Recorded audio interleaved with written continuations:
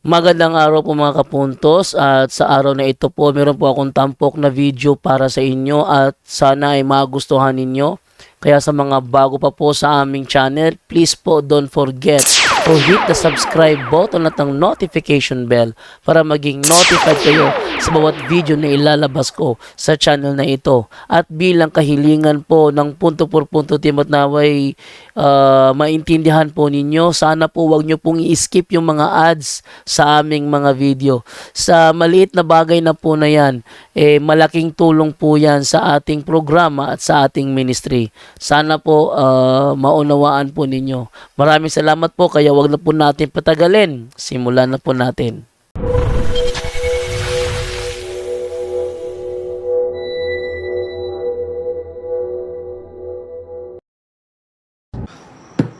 Hello mga kapatid, magandang gabi. And then live po tayo mga kapatid. Saglit lang, di papasok tayo sa punto per punto. Bago lang tayo nakaabot dito. Meron tayong meeting with the team sa exorcism ministry. At meron kaming pinag-usapan na mga kailangan pag-usapan mga kapatid. Maubo tong ano ko Wi-Fi. Kaya pala, walang internet. Kumusta mga kapatid? Magandang gabi at kapayapaan at pag-ibig ni Kristo ang laging maghahari sa isipan at puso natin mga kapatid. Yan ang misyon natin sa mundong ito. No? Every moment po. Hindi lang every day but every moment po. No? So, kanina mga kapatid, may exercise tayo na anak, no? Yung anak ang ina-exercise natin, 16 years old babae. At kasama yung tatay, kasama yung nanay. At alam nyo ba mga kapatid, while I am focusing on the exorcism sa dalagitang ito, no, grabe yung reaksyon, makausap pa natin ng diritsahan, makausap natin ng matino before magsimula yung exorcism mga kapatid. At nung nagsimula na tayo, kausap ko pa yung nanay, pati yung nanay kausap natin. But before tayo magpatuloy mga kapatid, greetings muna tayo sa mga malugod. Quick live lang po tayo, mga 5 to 7 minutes yung live line natin dahil papasok ako ngayon sa punto per punto dahil tanungan portion po ngayon, no? Marami mga magtatanong ngayon mga kapatid. So ito yung nangyayari sa atin mga kapatid. Si Amin na Ilgal nanood sa atin, si Maymay Baino.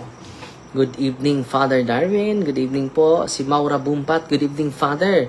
Watching from Butuan. Oh, wow. Si Mark Aid Galgo, amigo. Good evening, Reverend Father. Si Abby Lucky, Blessed Sunday po, Father Darwin. Si Christiana Coleman, good evening, Father Darwin. Good evening din. No? Okay. So, ito yung isi-share ko sa inyo, mga kapatid. No? Ito yung isi-share. Sana hindi kayo malimot sa pagro-rosaryo bago tayo matulog ngayon. Night prayer natin. Isali natin ang bawat isa.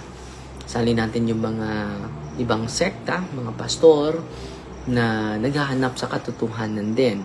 At isali natin, lalo yung mga hinaharas ng demonyo, mga kapatid, 10 po. Sa araw na ito, ngayon na ako nakarating dito sa office, 10 po yung ina-exercise natin, mga kapatid. 10 po yung ini-exercise natin sa araw na ito po. So, anong nangyari mga kapatid kanina? So, yung 16 years old na batang babae, dalagita po, 16 years old, dalagita naman yan, di ba? Nandun yung nanay niya, nandun yung tatay niya, no? Gibugas mong kabader, tinood, no? Na-stress siguro ka sa kaba, no? God bless. So, yun mga kapatid. Ito ang nangyari mga kapatid. Ito yung nangyari mga kapatid. Nung ine-exorcise, nagsimula na yung solemn exorcism, mga kapatid. Grabe, tinulak na ako. Sinipa pa, ano? Ang lakas ng batang ito. Malakas talaga. No? Lakas ng pagkasipat ko. No?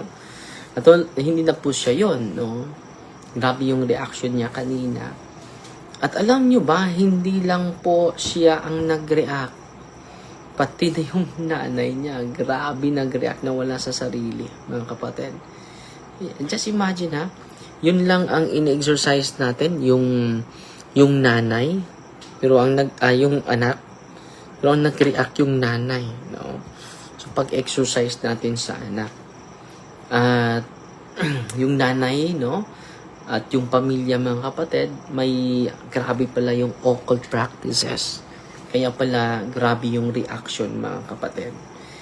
At sinamahan natin sila ngayon dahil wala pong open sa Holy Week.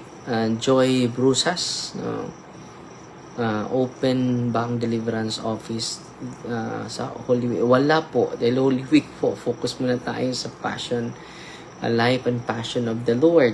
Mga kapatid ha, focus muna tayo. So, walang open po. Titigil po ang mundo. No?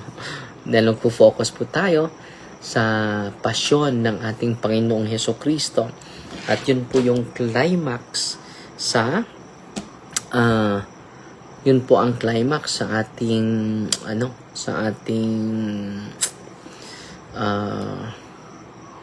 sa ating pananampalataya bilang Katoliko.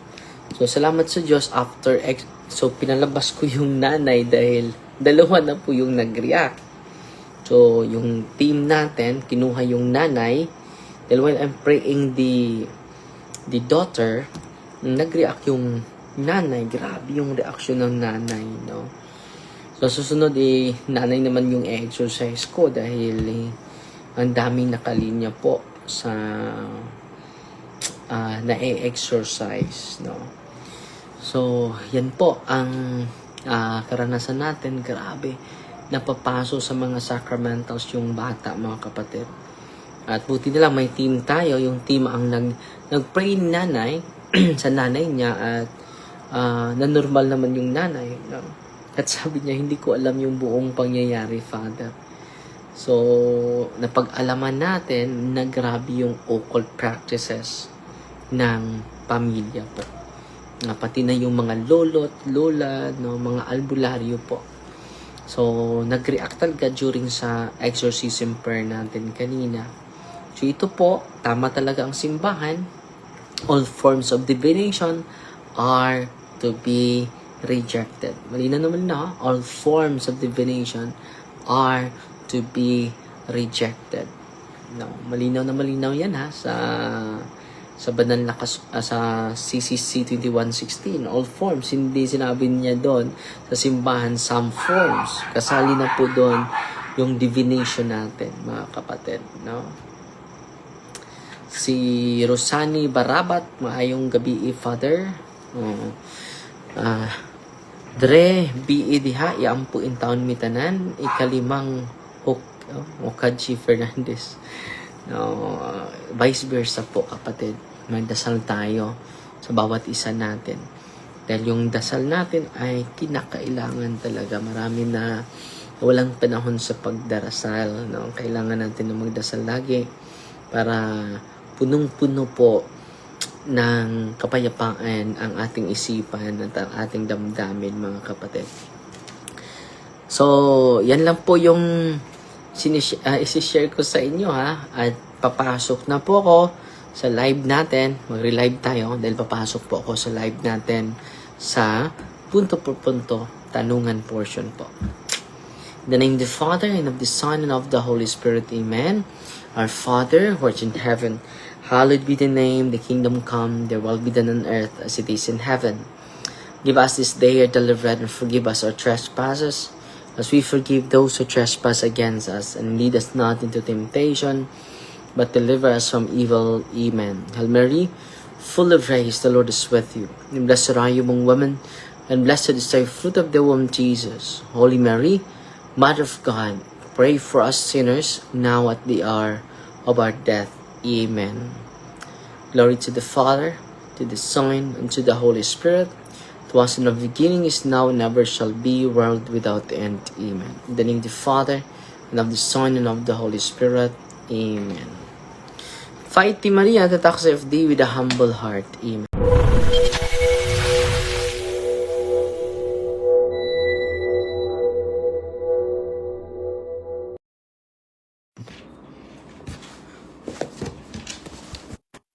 Hello mga kapatid, magandang araw po. Quick live lang po tayo mga kapatid. Highlight sa recollection natin with Father Jola na kapatid. Pino-quote niya yung maganda na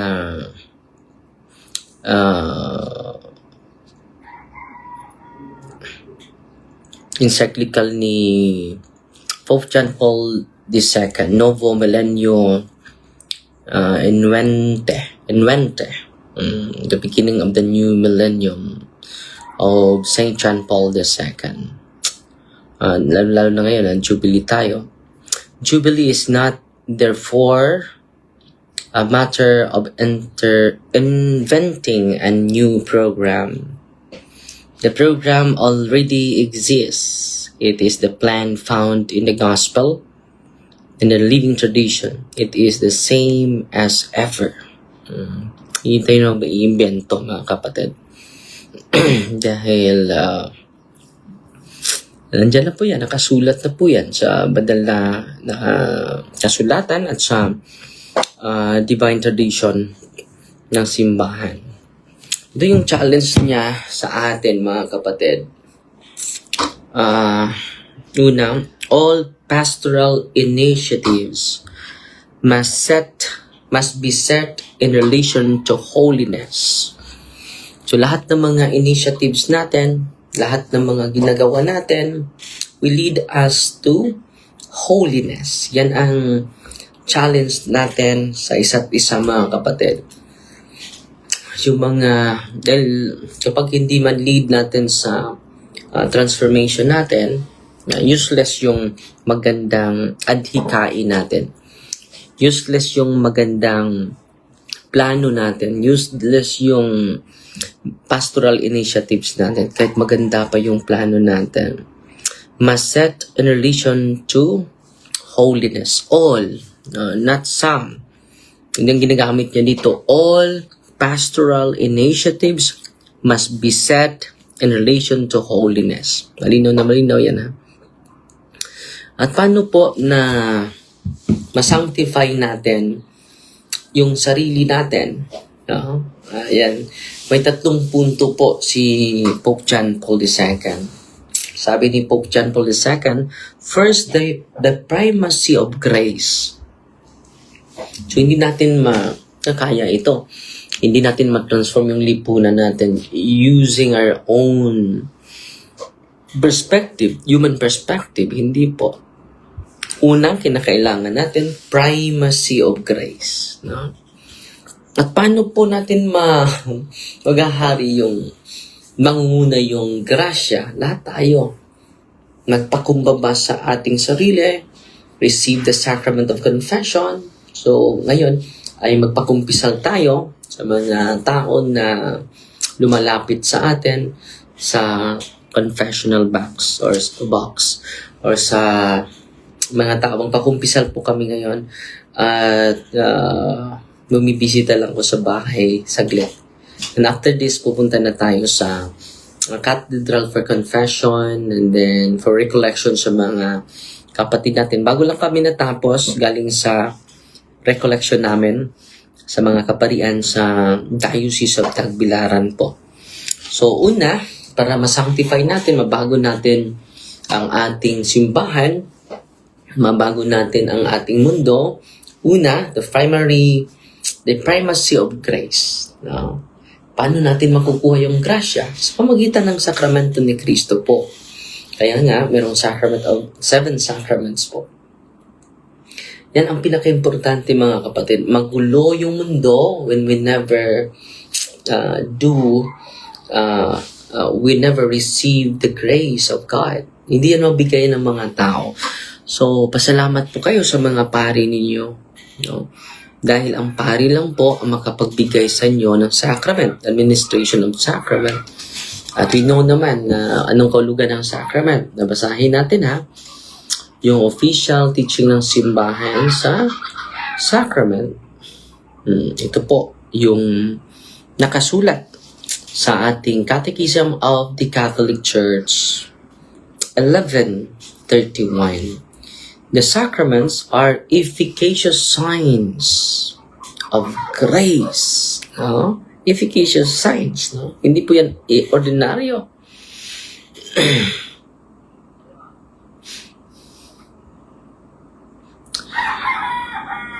Efficacious signs. No?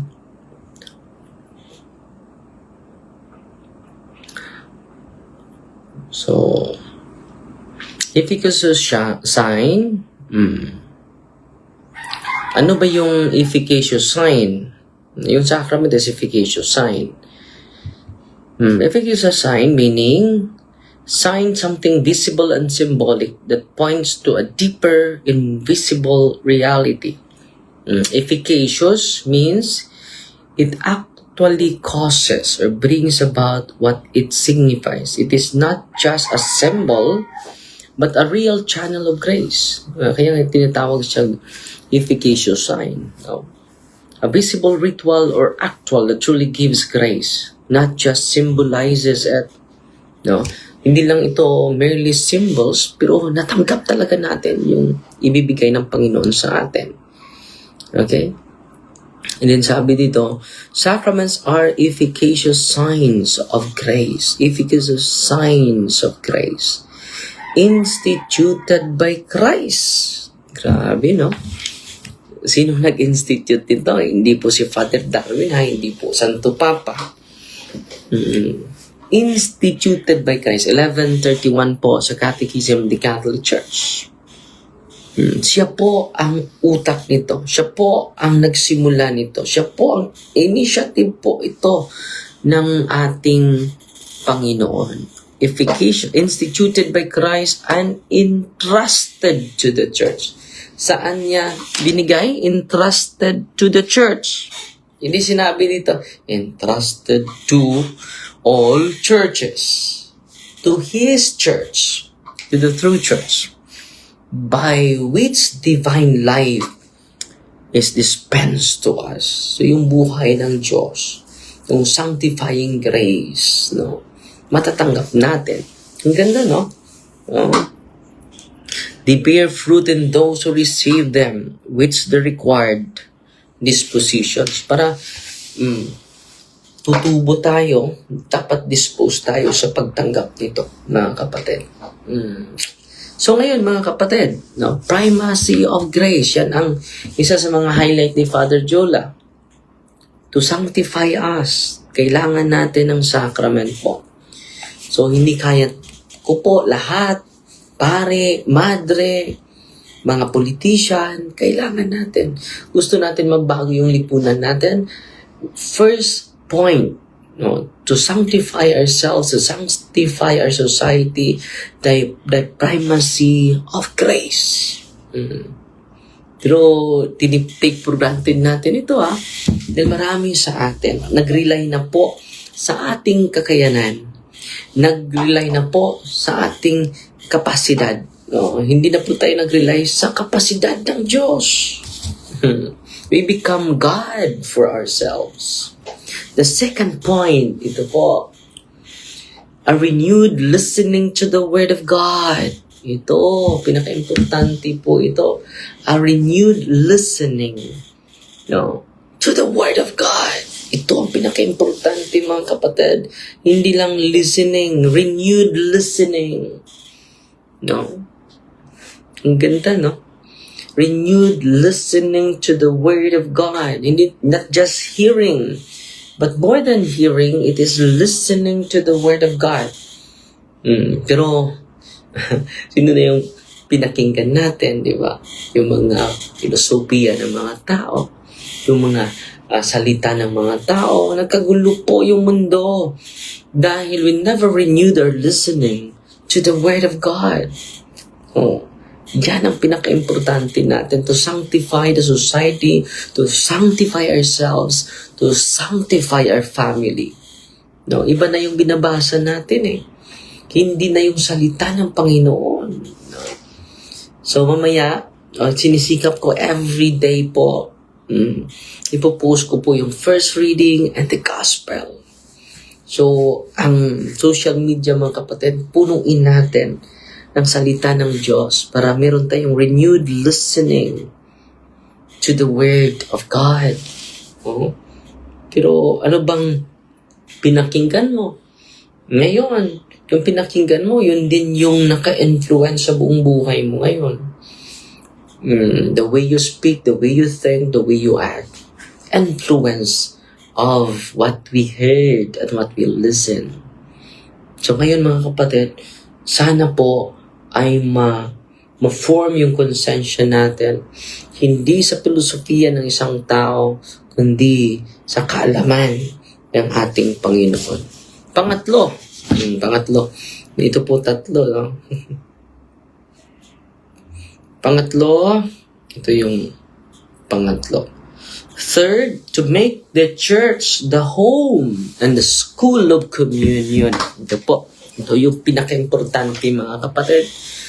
Ang simbahan is a church of home. Dapat welcome po tayo lang. Home. Dapat welcome po tayo bawat isa. Simbahan ay family po. Para sa isa't isa sa atin. And also a school of communion. Not dominion. The church is communion, not dominion. Take note mga kapatid, the church is communion, not dominion. So ngayon mga kapatid, ito talaga yung magandang image ng simbahan, school of communion.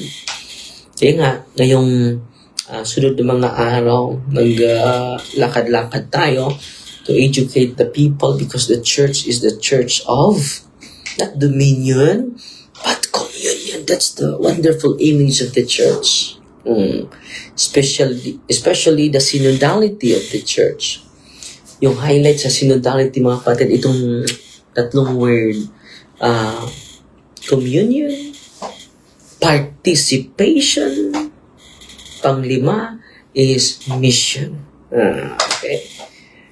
Kung meron na tayong communion, ang ganda ng participation. Pangatlo is mission. Wow. No.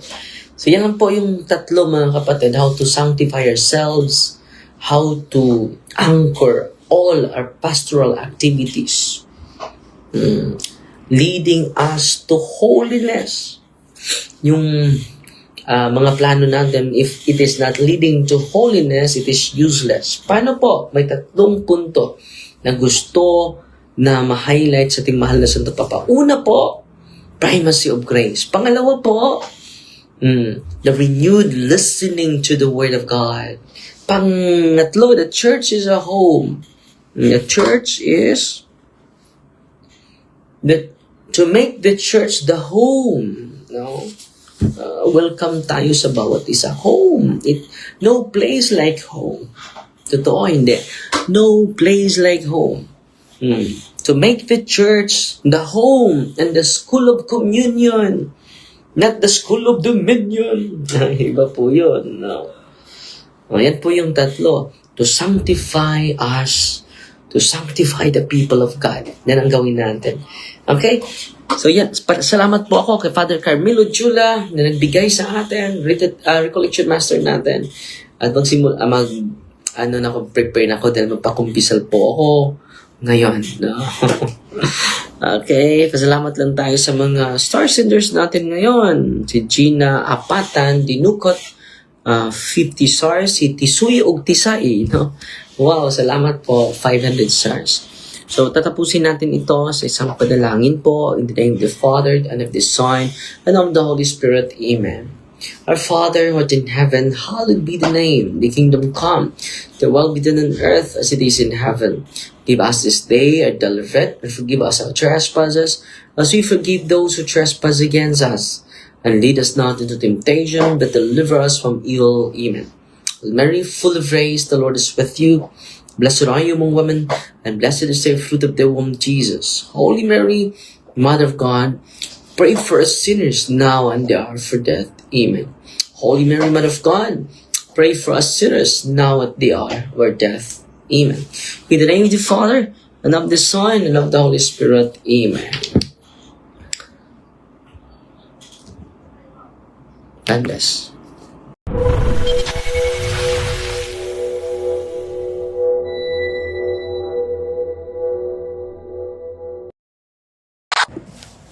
Hello mga kapatid, magandang araw po. Kumusta po kayo? At sana po ay sa mga Diocese of Tagbilaran, pinupost na po ni Bishop Papet ang mga new assignments natin effective this coming June 1 o June 2. Yeah. Ito yung isi-share ko sa inyo. The other powerful weapons that we have is the name of Jesus and the sign of the cross. During exorcism po ito mga kapatid. Ito po isa sa mga powerful weapons natin. The name of Jesus and the cross of Jesus. Going first to the name of Jesus is especially effective when used in the prayers of deliverance or simple exorcism. Kapag gagamitin na ito natin, katulad ng nangyari last Sunday, matanong mo yung dalagita, makaresponse pa siya. Pero nung nagsimula na tayo, in the name of Jesus, sinipa na ako. No? Yung isa naman, 13 years old na bata, sakalin na ako, no? Gusto na niya akong sakalin, no? Kung wala pa yung mga team natin, sasakalin talaga ako noon, no? Daatake na ako. When I call the name of Jesus and when I hold the cross before them, no? Grabe. In the name of Jesus of Nazareth, gano'n, no? Grabe yung mga demonyo na natakot talaga. Sinasabing Father Sikaya, the most powerful weapons that we have, ang pangalan ng Panginoon. Pangalawa, yung cross, no? Sabi dito, sabi ni Padre Pio, Saint Padre Pio, do not fear. Jesus is more powerful than all hell. So, mas powerful pa ang Panginoon sa mga nandun sa impyerno. At the invocation of His name, every knee in heaven and on earth and in hell must bend before Jesus. This is the consolation of the good and terror of the evil ones. Consolation po ito sa ating mga namumuhay sa kabutihan. No? And terror of the evil ones. Yan po ang sabi ni Saint Padre Pio, mga kapatid. So, mga kapatid, kung nalungkot ka, do the sign of the cross and then call the name of Jesus of Nazareth. Makatulong po yan sa inyo, makatulong po yan sa akin. No, the consolation of the good and terror of the evil ones. No, grabe. So yan ang katotohanan, mga kapatid. Do not fear. So ngayon sana po ay araw-araw, huwag po pagnahanan ng sobrang takot ang ating puso, ang ating damdamin. Dahil hindi po makatulong yan. Hindi po makatulong yan. Hindi ka makatulong sa sarili mo. Hindi mo din matulungan yung mga taong nangangailangan ng tulong. Do not fear. Sino nagsabi nito? Si Saint Padre Pio, do not fear. So ngayon, sana hindi mamuo yung takot sa ating damdamin. Mamuon sa ating damdamin, pag-ibig, awa, at kapayapaan po. Sabi ni Saint Thomas Aquinas, sabi niya, we are able to abjure the demons by the power of the name of Jesus, expelling them from ourselves as declared enemies in order to avoid the spiritual and corporal damage that could come to us from them. This is a powerful which is given to us from Christ Himself. Ang ganda nito, ha? Mapalayas natin yung demonyo. When we are able to abjure the demons with the power, so mapalayas natin by the power of His name, expelling them from ourselves as declared enemies in order to avoid spiritual and corporal damage, using the name of Jesus, mga kapatid. The spirit of confusion, the spirit of depression, the spirit of anxiety, I command you in the name of Jesus to depart from my mind, to depart from my heart. The spirit of blindness of conscience, the spirit of blindness of my mind, the spirit of blindness of my emotion, I command you to depart from me and fill me. In the name of Jesus.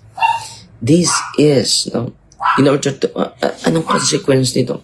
To avoid the spiritual and corporal damage. Grabe pala ito.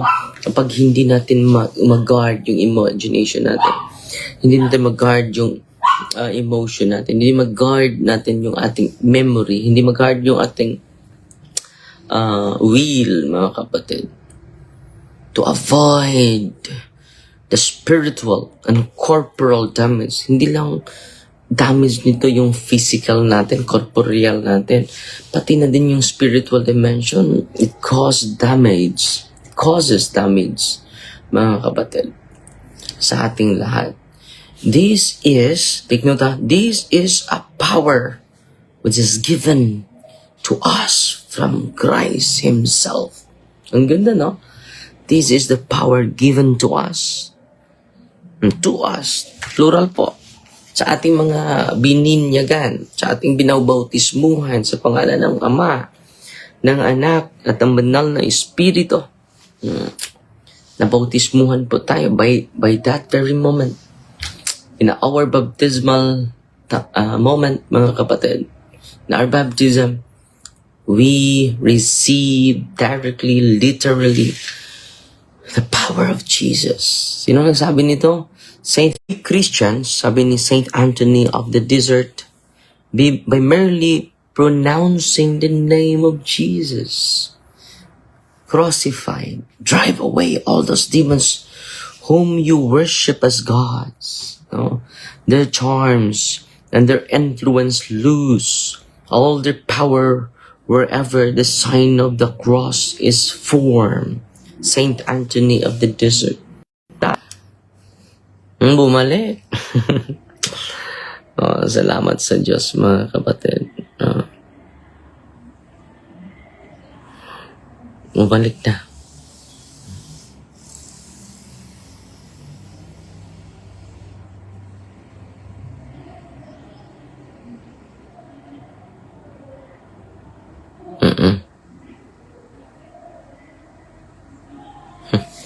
So, pasensya na po, naputol. Pasensya na po. At meron tayong mga schedule ngayon, mga kapatid. So, padayon ta. We Christians, by merely pronouncing the name of Jesus crucified, drive away those demons whom you worship as gods. Sa pamagitan ng ating mga kasalanan, we worship demons as God. Their charms and their influence lose all their power wherever the sign of the cross is form. In the name of the Father, and of the Son, and of the Holy Spirit. Amen. Grabe, no? So, yan po. At sana po ay we continue to call the name of Jesus, mga kapatid. Yan ang pinaka-importante natin, mga kapatid. No, tawagin natin yung pangalan ng ating tagapaglikha, ating tagapagligtas, ang ating sanctifier, the Father, the Son, and the Holy Spirit. At maalis na po yung espiritu sa takot, espiritu sa kaba, espiritu sa kalungkutan, espiritu sa sobrang galit, espiritu sa grabing kalaswaan, espiritu sa grabing walang moderation, gluttony, espiritu sa pride, sa pagpataas, espiritu sa inggit, no? In the name of Jesus, purify my heart, purify. Yan ha. In the name of Jesus of Nazareth, crucified, I command all spirits and clean one to depart from my house, to depart from my... Yun, ang ugaliin natin ha. Very powerful po yan. Okay? At ngayon mga kapatid, meron akong schedule ngayon. Salamat sa inyong panunood. Ang Diyos na po ang magsukli sa kabutihan ninyo. In the name of the Father, and of the Son, and of the Holy Spirit. Amen. Our Father, who art in heaven, hallowed be the name. The kingdom come, the will be done on earth as it is in heaven. Give us this day our daily bread, and forgive us our trespasses, as we forgive those who trespass against us. And lead us not into temptation, but deliver us from evil. Amen. Hail Mary, full of grace, the Lord is with you. Blessed are you among women, and blessed is the fruit of the womb, Jesus. Holy Mary, Mother of God, pray for us sinners, now at the hour of our death. Amen. Glory to the Father, to the Son, and to the Holy Spirit. To us in the beginning is now, and never shall be, world without end. Amen. In the name of the Father, and of the Son, and of the Holy Spirit. Amen. Fight, Team Maria, that accept thee with a humble heart, Paul.